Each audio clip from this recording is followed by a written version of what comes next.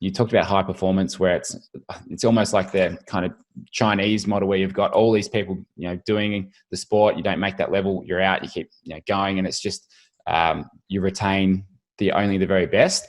But now they're moving more towards that physical fitness and health for life. So with that in mind, what are some of the things that you've found, and what is different between the clubs and I guess the sporting bodies that do that well compared to those that don't, and how is that changing? Okay, so from the high performance perspective you're talking about? Yeah, like that shift from just the pyramid, just where people get cut to the other one. Absolutely. So, well, as we know from a lot of ex swimmers, not just from our swimming club, but we've seen a lot of swimmers that we've dealt with over the years go to swimming clubs where it's very cutthroat. And being in a situation where you've got only the best of the best swimmers get to swim in this lane, and if you're not so good, you swim in that lane. And if there's anything else, you get quarantined and sort of put out in the outer lane and just treated like a number.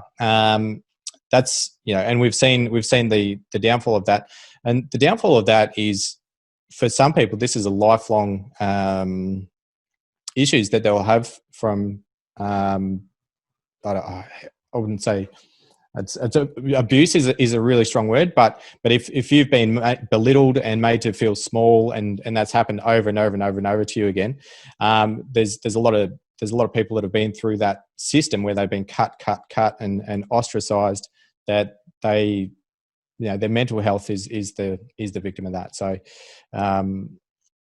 I think this approach that we've got now, which is a much more the high performance approach, is about incremental improvement in all areas. So it's not just the physicality. It's not just treating the body and the athlete as a machine. It's treating them as a whole person and focusing on their wellness, focusing on their load management, making sure that they're not getting overuse injuries, but making sure they're recovering.